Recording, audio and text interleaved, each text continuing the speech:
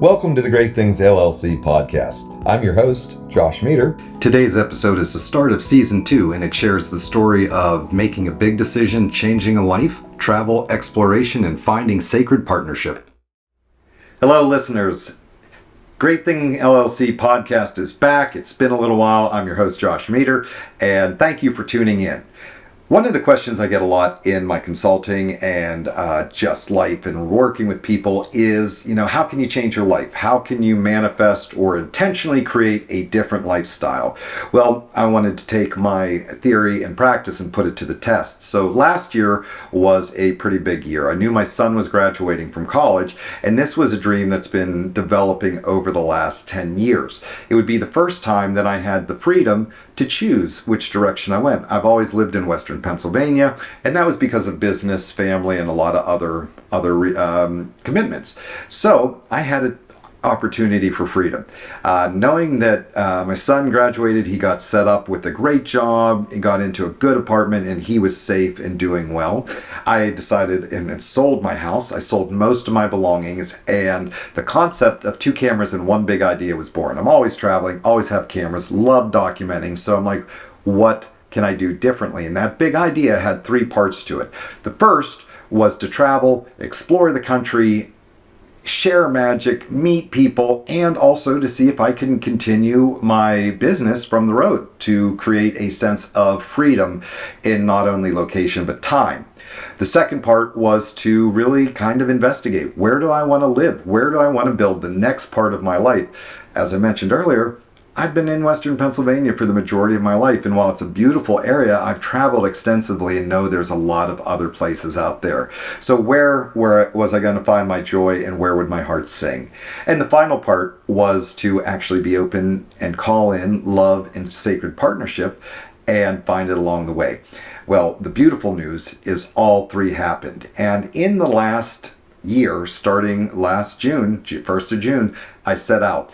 In that time, I have traveled over 52,000 miles on cars and, well, actually my truck and airplanes. I have visited and driven through 26 states and 4 Canadian provinces, and it has been nothing short of life-changing and magical. So buckle up, and here we're going to dive into the process, what happened, and some of the really magical experiences along the way.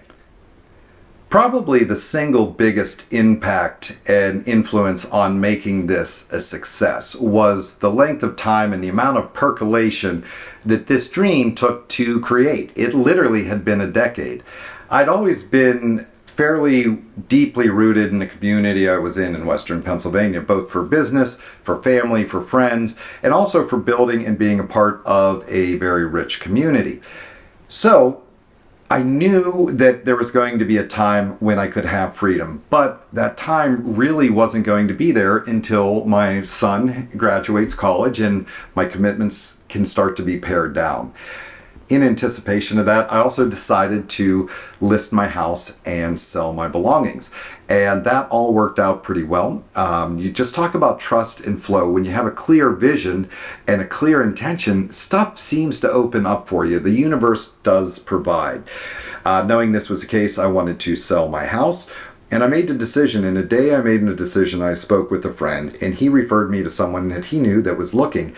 Next day, I talked to him, showed him the house, and we had an agreement. The agreement worked out really well, both from a timing and a financial perspective. We didn't need to involve real estate agents, which I'm not bagging real estate agents. They are valuable and they are a trusted advisor, and I believe in them. But in this case, it just worked out really well.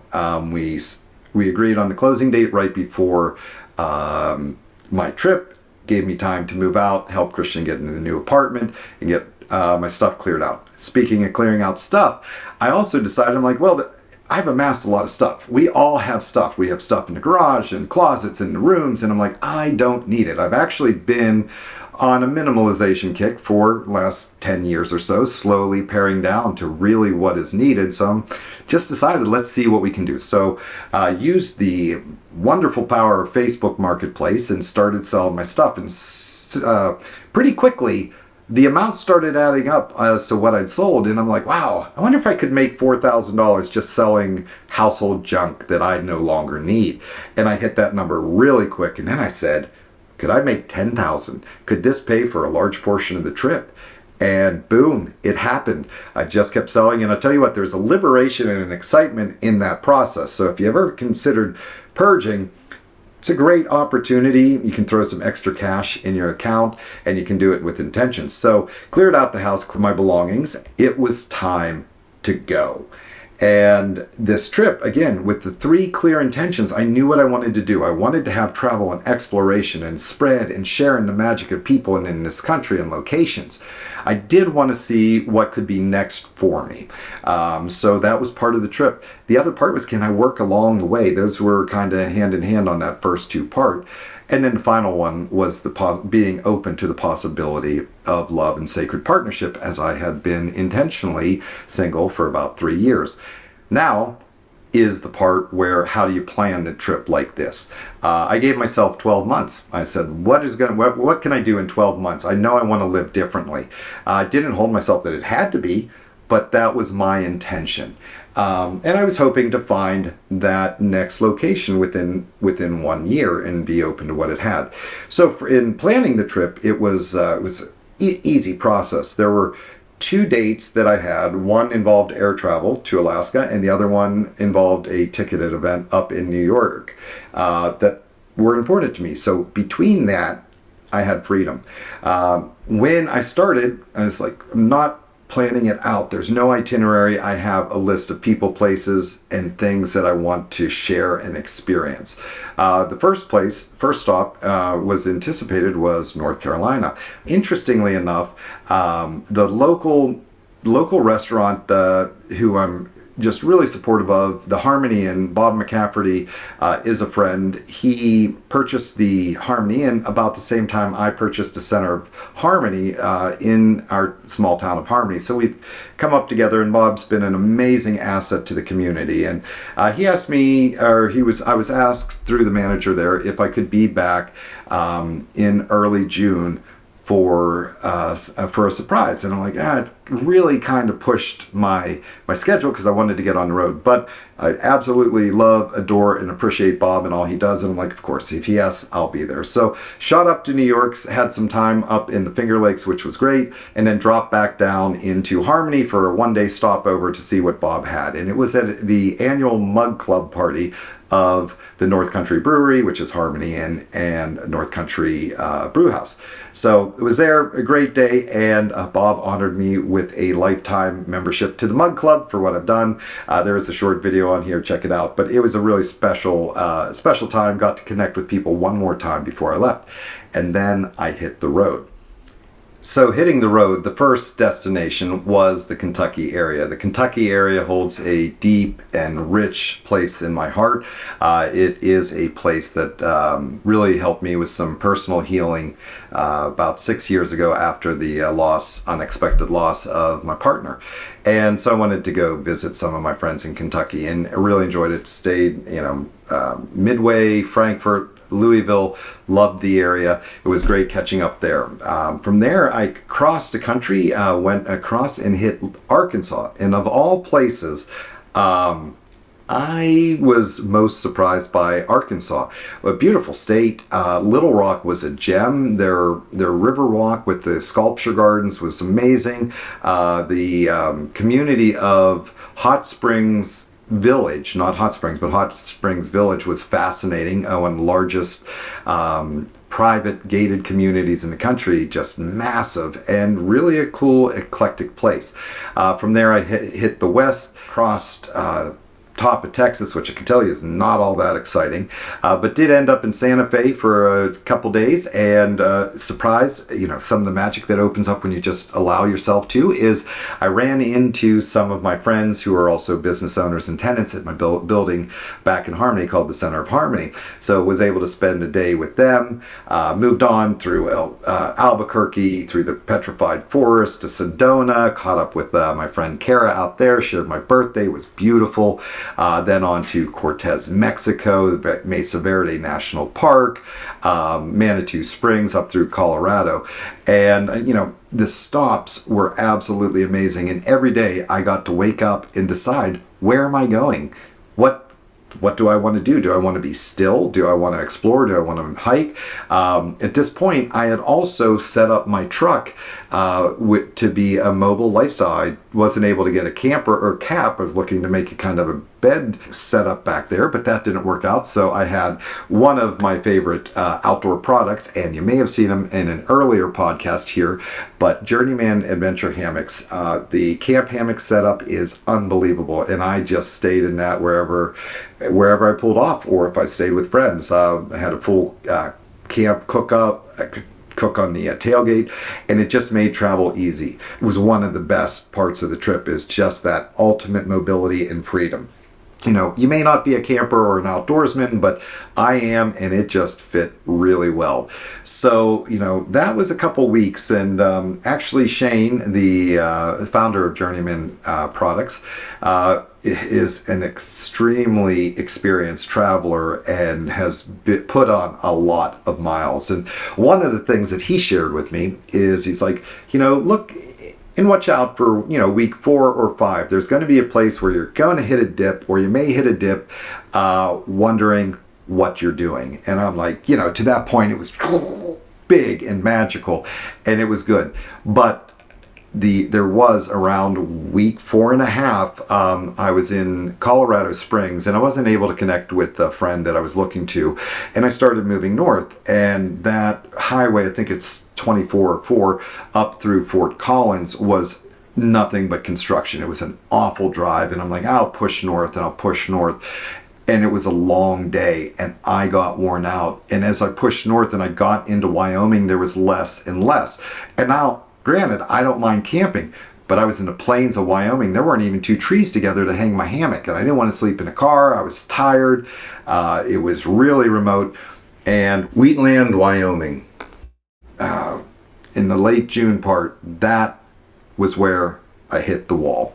I was just cranky. I think it was a 12 or a 13-hour day, and I had a moment. I will say I had a little bourbon, and was just after dinner. I was kind of cranky, and I looked, I'm like, what the hell am I doing? Where am I going? I didn't have a solid plan after that. And, I sat with that, let the emotions roll, swore about a little bit for about 5 or 10 minutes, and then I started to laugh. And I remembered Shane saying, it's going to hit you, and you have a choice. You can push on, you can go back. And I was like, I had the moment where I realized how blessed and fortunate I was, and that I'm actually doing what I want. And then I chuckled about the experience. And from that point, it was on and kept going. I'm not going to go through all of the different places, but, Wind Cave, Crazy Horse Memorial, the Badlands were all there. But I'll tell you, one of the most magical experiences, you talk about those places in time, T.S. Eliot, I think, coined the phrase. But one of the most magical experiences was camping at the Black Hills near Mount Rushmore. There's a small camping area that was designated for rock climbers, and they had a few, they weren't even primitive sites, you were just allowed to camp there. And I put up my hammock, I had a quiet dinner, cooked myself out there, and I watched the sunset, and I woke up on the sunrise, and it was an absolute beautiful moment. One of the other pieces that made it kind of hysterically magical and really funny was 2 days before, I was staying in Cortez, Colorado, and I'd lost one of my favorite shirts. It's a concert t-shirt by Clutch, one of my favorite bands, and I knew at that time, like, I could keep looking, I could delay my leaving, and I mean, I really liked that shirt, but I knew sometimes, you lose things, or it's time to let go. So I could hold on to that misery and that lack, or I could just set it free. So I'd like to say I did it gracefully, but it wasn't. I begrudgingly let it go. And mind you, not only was it my favorite t-shirt, but I was traveling so light, it was literally 18% of my shirt wardrobe. So it was a big deal. And then that next morning, or 2 days later, when I woke up on the the mountains near Mount Rushmore. I was packing up my hammock and I found that shirt. It came back to me, and there was such a sense of laughter and joy because I didn't hold tight to it and I let it go. It actually came back to me. So small aside there, but that was pretty a magical thing. Did go circle back up, went through Wisconsin, visited my uncle. So I do a full loop, and I checked back into my hometown for a few days, just a couple things I needed to do with the building and check in on things. So made that first 30-day loop around the country and back, and then headed back south. Did another loop, went down through Virginia, through North Carolina, spent some time there because I did want to get to North Carolina. It was on the top of my list. The Pisgah National Forest area is beautiful, and I was looking for homes down there. From there, again, just kept going, spent a lot of time down there, and I knew that I could stay close because I had to be in Alaska at the end of July. And this is where the third part of the trip comes in, the part about finding love and sacred partnership. So let me set the stage on the trip to Alaska, because this was the big shift in my life as well as the trip. I had met Katie Jo, Spirit Bird, in a workshop that we shared in Ohio about 8 months prior. We had a good connection, but it was just friendly, it was cordial, and we both were doing our own work, but the connection we did have was nice. She had lived out of a bus for years, and when she mentioned she was living in Alaska, I got really excited. Alaska was the only state that I had not visited in the country to this point. And I said, oh, this is what I'm doing. I'm taking a big trip, and I'm like, maybe I'll get up there. And she's like, yeah, come on up. We'll go hiking, you can check it out. Love to host you. So we kept in contact, but there was really nothing more than that. I was like, great, I got a friend, I got a place to stay, I get someone to show me around Alaska. And I was, really excited for that. So I did have a flight booked, and I had to get back to Pennsylvania to fly out of Pittsburgh. However, one of the things I did before I left was I was standing behind the Center of Harmony, and I am ready to have that building sold. It's actually on the market, and there's definitely some interest in it, but I was wrapping up. That's the last piece of real estate I had in Western Pennsylvania. And I took, may sound a little woo, but I took some crystals that were given to me, and I planted them in the ground, and I set my intentions. And I said 2 intentions. I said one of the intentions was that the center call in its new owner, someone that would love and care for it and really grow it with the identity and consciousness and thoughtfulness that it had, and all is supportive of the tenants that were there. And the second piece is I said, I am no longer chasing love. I'm going to wait for it to show up and invite me in and stay open to it. And I put those in, and next day jumped on a plane and flew to Anchorage, Alaska. Hadn't really no expectations other than I was super excited to see Alaska, and it was going to be good to connect with Spirit Bird again. So got up there, got in very late the first night, crashed. She picked me up from the airport, and the next day we went out and we hiked around Girdwood and just saw some of this amazing beauty. And the story is, as it goes, later that night, she approached me and said, hey, I just want to make sure that we're clear. And with, a great intention, she said, hey, I'm curious about you, and if you're open to it, I would be open to exploring that as well. And I was shocked. I had no expectation of that. I was certainly excited, and I was kind of fumbled and flustering for words, but I said, yes, I'm in. Let's see where this goes and see what it's about and get to know each other. And that week was nothing short of magical. From the first day hiking through Girdwood and the waterfalls to the next day ending up hiking to the top of this beautiful mountain with a glacial lake. And as I'm following her, I'm watching this amazing woman, beautiful, in a dress, hiking through bear country with bear spray and bear horns. I was like, there's something about this. We finished up that week with a fly fishing trip on the Kenai River, where we stayed in a teepee, sleeping on the earth with a fire to keep us warm. And it was absolutely amazing. And it was just mind-blowing. The other part of it was the connection that we had. We'd both been calling in that spiritual partnership and in that intentional relationship, and we'd both been doing a lot of work to get there. So it was an absolute unequivocal yes. And I said, great, I will be back. And later, the end of that week, I flew back because I had tickets up to the Great Rhythm Revival in upstate New York at the Heron Farm and Events Center. So a little bit of background on that. Definitely check them out. The Heron Farm and Events Center is an amazing place. Julie and Steve Rockcastle are friends and clients, but they run a beautiful farm and campground, and they have an amazing music series. So you may have heard of the Great Blue Heron Music Festival. That's up there. Well, the Great Rhythm Revival is by Jim Donovan, a former drummer of Rusted Root, but Jim Donovan and the Sun King Warriors are a phenomenal band, and actually learned to call all of them friends. But this small retreat happens once a year up at the Heron, and it is 3 days of music, of drumming, of meditation, of yoga, and all the good, lovely stuff that we all need in our lives. So went up there, had just another magical experience, and came back with such a full heart, open mind, and open road in front of me. This is the next part of the trip, which again is where the life changes.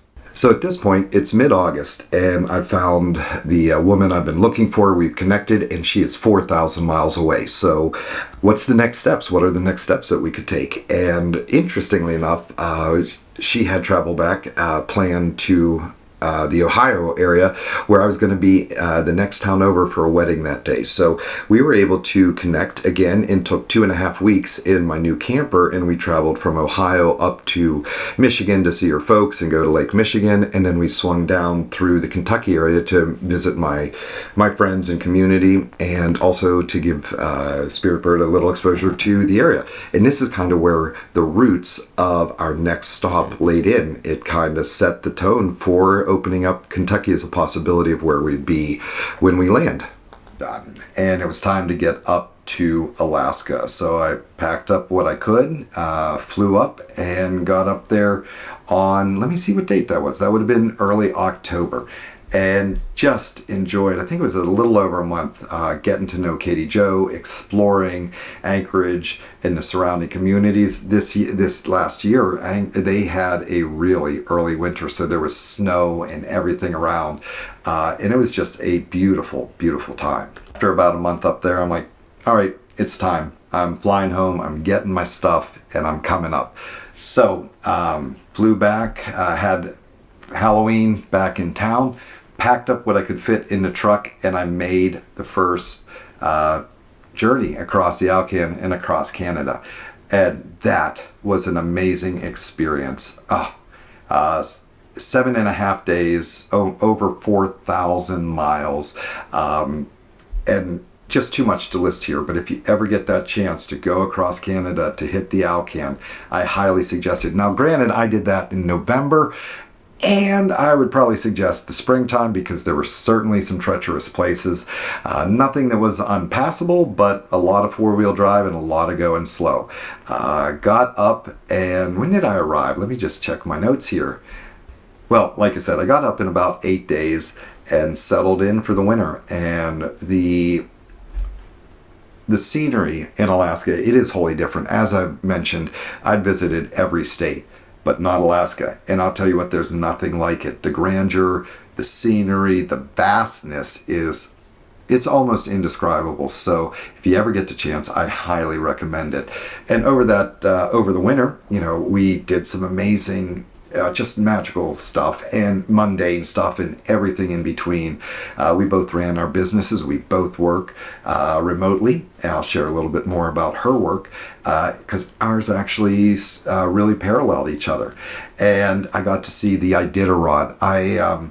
For Ferrandi, which is the dog race and fur trading event the week before, I even helped on a runaway dog sled. We went cross-country skiing. We went to Chena Hot Springs, where were taken to the top of a mountain to see the Northern Lights. I was able to photograph the Northern Lights, which was on my bucket list for years. And there's just so much amazing stuff that happened there. And one of the things that ultimately we had an agreement that we would be there for a while. That was where Spirit Bird felt called, and I was free, so it worked out.